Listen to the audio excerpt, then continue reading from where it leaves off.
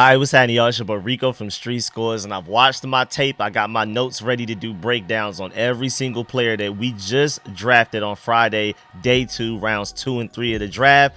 I promise y'all that's on the way, but I wanted to go ahead and knock this video out first so I can hurry. It's 4:16 a.m. right now. I gotta hurry up and go to sleep so I can wake up before my 11:30 a.m. stream for rounds 4 and 5. And then after that, I'm gonna have to do videos on those guys that we break down. But just stay patient with me. I really appreciate y'all. Today, well, right now, we're here to talk about how the Washington Commanders 2024 draft class is absolutely loved by the national media, draft analysts, coaches like Nick Saban. They love us. Even Skip Bayless is highly upset about the picks that we were able to get. He even called out Jerry Jones because of the picks that we made. We're going to dive into that again. Nick Saban absolutely is in love with a couple of our picks. We're going to dive into what everybody said about our draft. We're even going to dive into some grades here and there as well, but we're mostly focusing on quotes. Also want to take a dive into some of the trends that I'm noticing throughout what we've done so far in the draft by Adam Peters as well towards the end of the video. So stay tuned for that at the end. And without further ado, before we dive into all of that, make sure you stiff arm that like button, stiff arm the subscription button, and stiff arm the bell next to that subscription button so you get notification each and every time I release an informative and opinionated video just like this one. Stay tuned because again, I will be live streaming rounds 4 and 5 by the time this video comes out. A lot of y'all will probably be watching this while I'm live streaming, so make sure you go pull up, because just like how I live stream the entire round 1 and the entire rounds 2 and 3, I'm live streaming at least rounds 4 and 5. We'll see if things are interesting enough for me to keep live streaming beyond that. Just stay tuned. And of course, like I said, I'm doing video breakdowns on every single player that we draft, and on top of that, I'm also doing film sessions for every single player that we draft. So that's at least 2 videos for every 2024 draft pick. And also, even if we bring in some undrafted free agents that are really notable, I'll do some breakdowns for those guys as well. So stay tuned. This is your one-stop shop for everything Commanders, especially draft coverage. You see it on the shirt, man. Come on now, stop playing with me. Sounds like I'm losing my voice right now. I really feel like it, but look, we got to go ahead and get through this video first. Let's go ahead and get to it, man. Let's get it. Adam.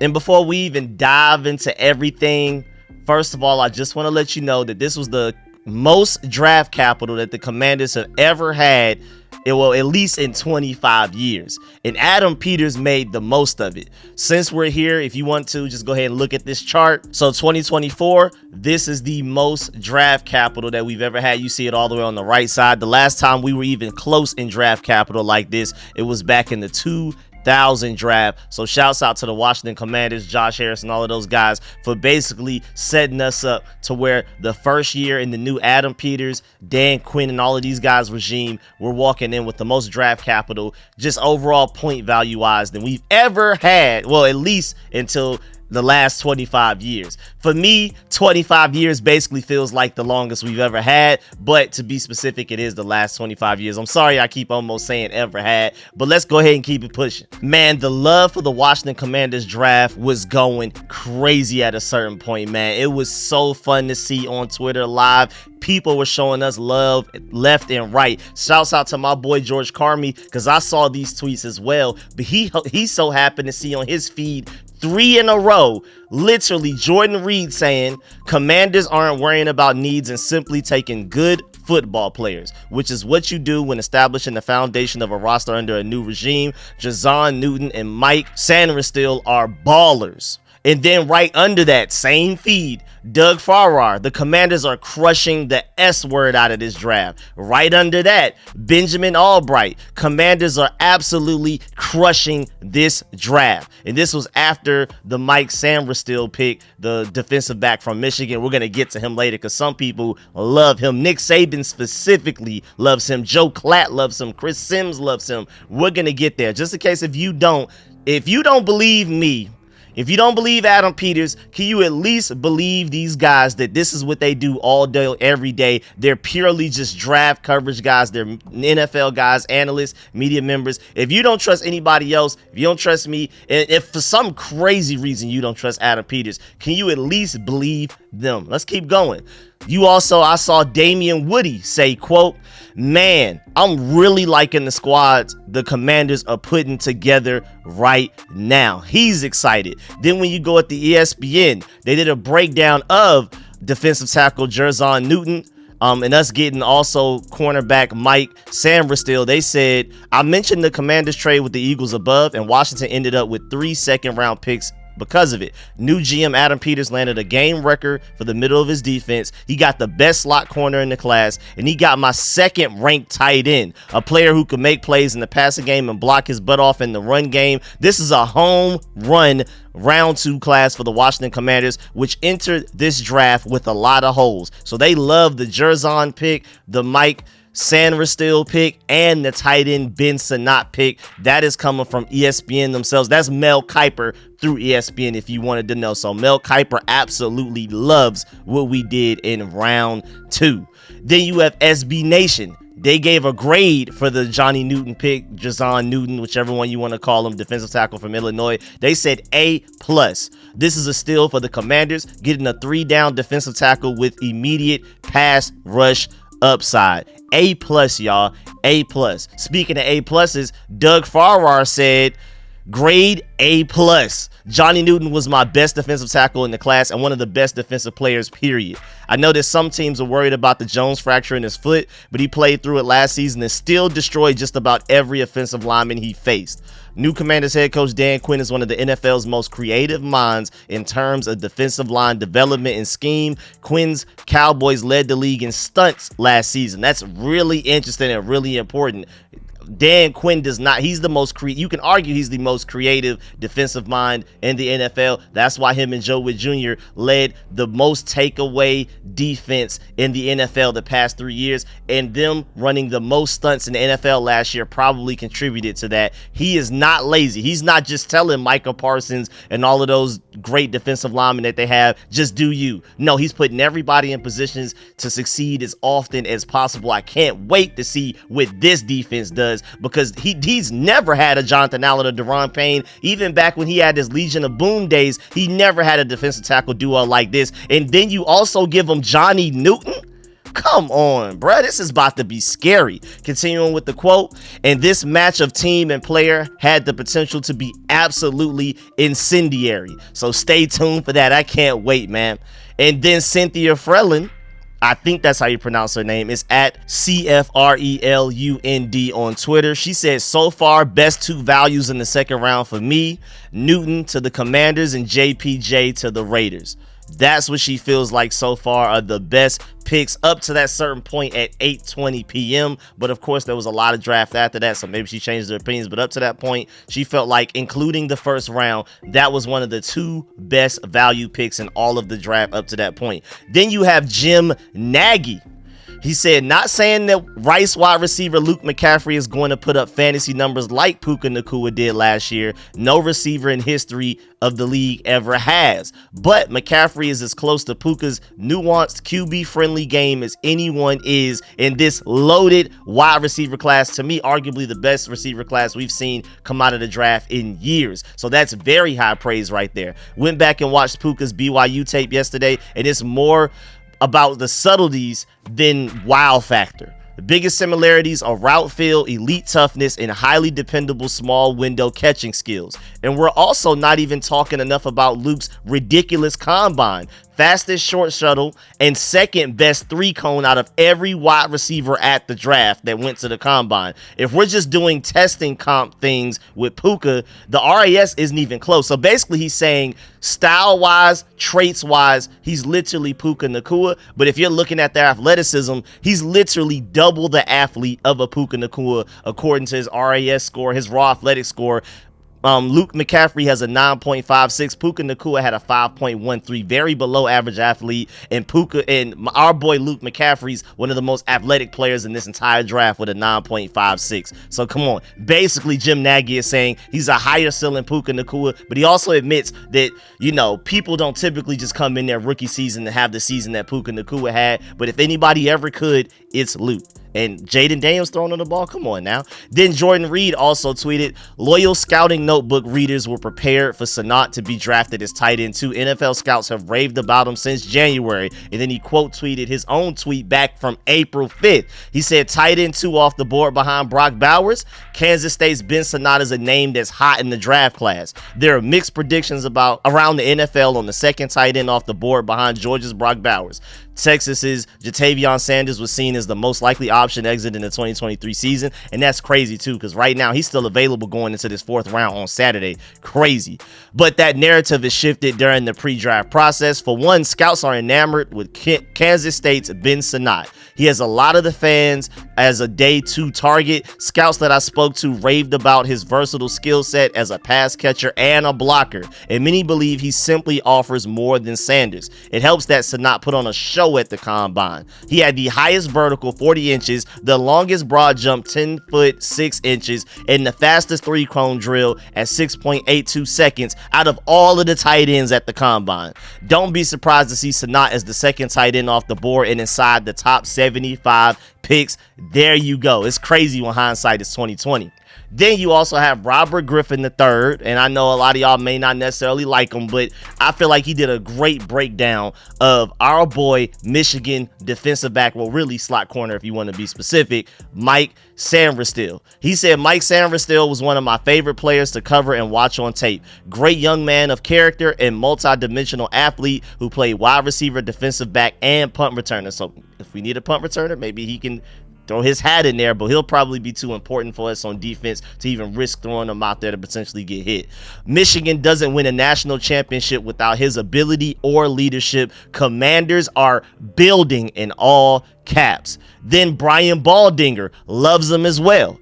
He said Mike Sanderstill of Michigan football might be the very best nickel back in this entire draft, built for this position. And then you know how he does his own film sessions on Twitter. It's probably like 2 to 3 minutes long if you want to go check that out. Then Joe Klatt, after we took him, he said, quote, best defender on the best defense in college football last year. He's going to turn into one of those guys that every quarterback is going to have nightmares about because his instincts and his ability to make plays on the football. That is huge praise from Joe Klatt. Again, I want to emphasize, let's just take some time right now to emphasize the fact that we're talking about people that are not Commanders fans at all. These are not Commanders reporters. These are not Commanders beat writers, nothing, no attachments. These are purely neutral draft analysts, national media members, all this hype about the players that the Commanders drafted in day 3, specifically the guys in round 2 especially.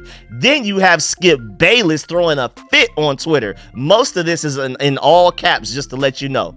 Now our historical rival Washington took my favorite defensive back in this class. So that's his favorite defensive back, including Terrion Arnold, Quinion Mitchell, Cooper DeJean, all of those guys, Kool-Aid McKinstry. This is his favorite, Skip Bayless's favorite defensive back in all of the class. And again, Joe Klatt pretty much sounds like he feels the same. Mike Sanderstill, who was in the middle of play after play after play for championship Michigan. Jerry, the NFC East just keeps getting better while you shrug and wait and reach. So because of that Mike Sanderstill pick by the Washington Commanders, Skip Bayless went on a whole rant on Twitter talking about how Jerry Jones is failing the Cowboys right now. Shouts out to Mike Sanderstill for being the catalyst for Skip Bayless being really upset with his current favorite team right now, the Cowboys. Also, Pro Football Focus they waited until after round 2 and they did a list of the elite picks in round 2. They have Cooper DeJean, cornerback for the Eagles, of course, obviously. Jackson Powers-Johnson, center for the Raiders, obviously. Tyler Nubin, safety for the Giants, great pick there. They have Zach Frazier, the interior offensive lineman for the Steelers, and they have A.D. Mitchell, wide receiver for the Colts, obviously a steal. But then they also have Johnny Newton, defensive lineman for the Commanders, and Mike Sanderstill, cornerback for the Commanders as well. We're the only team up there, according to Pro Football Focus, that had 2 elite picks in round 2. The only team. So, hey, man, do with that as you will. Moving on. And as far as those second round picks go, especially those first 2, Mina Kim tweeted, between Mike Sanderstill and Johnny Newton, Washington is scooping up all of my draft crushes. So she's super excited about what we're doing. Again, that's Mina Kimes. Then Phil Yates reported that Nick Saban said, as far as the Commanders' new cornerback Mike Sanderstill, quote, "This guy may be pound for pound the best football player in this entire draft." That is coming from Nick Saban. And when Nick Saban speaks, you listen. Very interesting right there. And then Bill Belichick, just going back to round 1, he said that Jayden Daniels was his second ranked prospect out of this entire draft class. Not just quarterback, but entire draft class, only behind Caleb Williams. He did his top 42 players of the 2024 NFL draft. He has Marvin Harrison Jr. 3rd, Malik Neighbors 4th, Drake May 5th, then Rome Odunze and things like that. Again, he has Jayden Daniels as his second best player, period. So you know he's very high on that. And then speaking of Jayden Daniels and the 2 guys that we've previously talked about, and Johnny Newton and Mike Sanderstill, Chris Sims tweeted, "Hail to the Commanders, 3 for 3, 100% from the field." Yes, sir. Unreal quarterback with and now 2 great defensive players in round 2. Mike Sanderstill is one of the best secondary players and one of the best players in this entire NFL draft. Don't be surprised if he's the best nickel corner in the NFL in 2 years. Very high praise for all of our draft picks up to that point, all 3 of them, but especially Mike Sanderstill. People love him, man. Then you have Ian Cummings, who judged us a little bit because he thought that we should go Drake May. He said he liked Jayden Daniels, and he said he fits what we do on offense, especially Cliff Kingsbury's system, but he felt like we should go Drake May. That same guy tweeted, "The Washington Commanders got 2 of my favorite defensive prospects so far on day 2. Johnny Newton goes without saying, but Mike Sanderstill is a dude. Day 1 impact starter in the slot, route intelligence, explosiveness, support/blitz ability, playmaking instincts, home run pick." I'm telling y'all, if you don't want to believe me, please at least believe them. And then he continued on to say, after we drafted Ben Sinnott, he tweeted, "And then they got Ben Sinnott. Commanders draft so far on day 2, A++. Very high on what the Commanders did today. Shouts out to Adam Peters, man. And even a Colts reporter and a guy named Zach Hicks tweeted, "Commanders have an elite day 2 so far. My Lord." And again, that's a Colts reporter saying that. Again, nobody I've talked about so far in this video has any attachment to the Commanders. Not a reporter, not a fan, not a beat writer, not a nothing. It's amazing to hear everybody else praise what you're doing. I think it's no coincidence that this is, and we're getting all of this praise now that Adam Peters is our general manager, because not only do people like Adam Peters, but he also drafts really well, and people love what we're doing in the draft.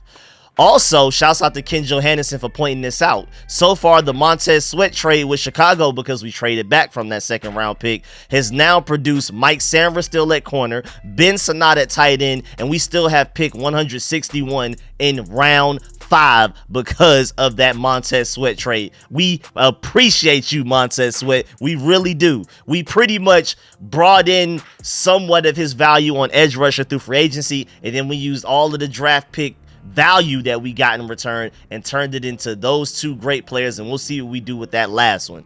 And then Nick Average brings up a funny but great, really solid point.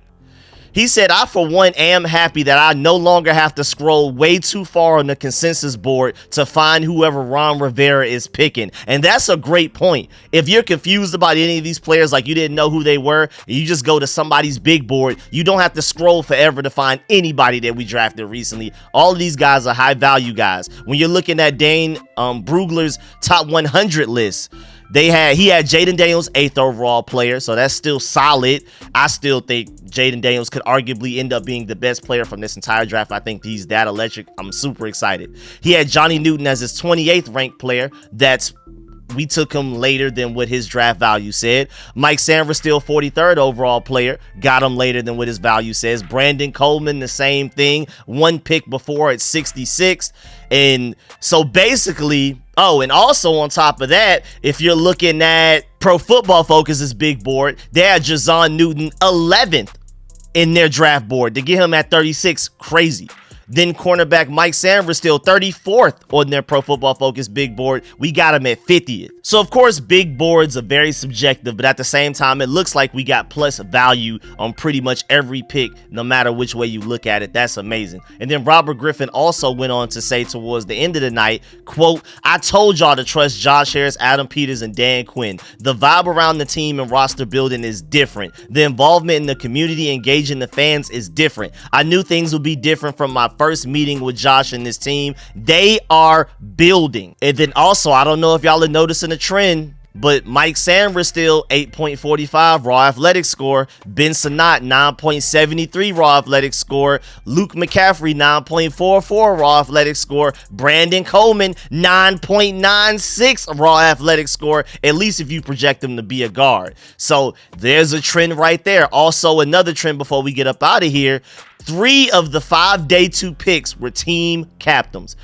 Johnny Newton, the defensive tackle, cornerback Mike Sanford still, and offensive tackle Brandon Coleman were all team captains. You know that was deliberate by Adam Peters and Dan Quinn. They even said during the draft process several times, dating all the way back to a few months ago, that character was going to be a big part of the draft evaluations, and meeting these guys face to face was going to weigh heavily in what they do and how are they as leaders, how are they as locker room guys and things like that. So I'm not surprised at all that 3 of our picks in day 2 were team captains at the college level. You're coming in here as a rookie, coming from being a team captain. Come on, dog. This is what we're building right now is amazing. And I think it's different from Ron Rivera drafting leaders and team captains, because we saw how Jamin Davis ended up with all of that legal trouble. I think this is completely different with this regime. I think it actually matters when we draft team captains now. But yeah, man, that's the end of this video. Please get in the comment section. Let me know how you feel about everything discussed in this video. Please stiff arm that like button,